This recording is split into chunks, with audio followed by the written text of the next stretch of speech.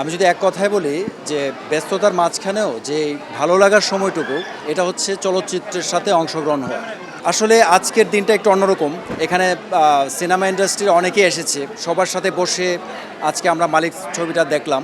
So ওই জায়গাটা থেকে যে আমার কাছে মনে হয়েছে যে বাংলাদেশ চলচ্চিত্রে একটা নতুন চেঞ্জ আসছে, পরিবর্তন হচ্ছে। এই যে দর্শকরা আসছে, এই যে চলচ্চিত্র অংশগ্রহণ করার জন্য, সিনেমা দেখার জন্য হলে যে দর্শকরা আসছে, এটাই বাংলার চলচ্চিত্রের জন্য একটা বিশাল একটা পরিবর্তন আমি মনে করি। আর বিশেষ করে আজকে মালিক ছবিটা আমরা বাইফাতে যারা রয়েছি, বাইফা ম্যানেজমেন্ট বা বোর্ডে যারা রয়েছি, আমরা সবাই মিলে এই চলচ্চিত্র বা সিনেমাটা আমরা দেখেছি, অনেক উপভোগ করেছি। প্রত্যেকটা কাস্টিং খুব ভালো ছিল। আমরা যদি বলি যে আরেফিন শুভ, বিদ্যা সিনহা মিম, বিশেষ করে আজিজুল হাকিম উনিও ছিলেন। একমাত্র স্মার্ট সিটি বসুন্ধরা, আধুনিকতায় এক ধাপ এগিয়ে।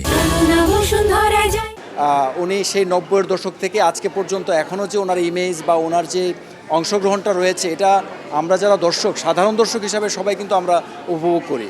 এবং তার সাথে বাংলাদেশ চলচ্চিত্ররা যে এগিয়ে যাচ্ছে, চলচ্চিত্র শিল্পে যে পরিবর্তন আসছে, ভালো কিছু হচ্ছে, দর্শকরা হলমুখী হচ্ছে, এটাই হচ্ছে সবচেয়ে বড় অ্যাচিভমেন্ট আমি মনে করি। প্রযোজকদেরকে আমি ইনভাইট করব যে তারা যাতে আরও বেশি চলচ্চিত্রের সাথে বা সিনেমা তৈরির সাথে অংশগ্রহণ করে এবং তারা যাতে আরও বেশি সিনেমা তৈরিতে প্রযোজনার সাথে সম্পৃক্ত হয়। সো যত বেশি ইনভেস্ট হবে, এখানে ইনভেস্টমেন্ট কিন্তু শুধুমাত্র যে অর্থ তা না, এখানে অনেক ধরনের ইনভেস্টমেন্ট আছে। ক্যামেরার পিছনে একটা দল কাজ করে, ক্যামেরার সামনে একটা দল কাজ করে। এই যে সবার অংশগ্রহণের মাধ্যমে একটা ভালো কিছু নিয়ে আসা এবং দর্শকদেরকে হলমুখী করা, এটা হচ্ছে একটা টিম ওয়ার্কের বড় ধরনের একটা সাকসেস আমি বলবো।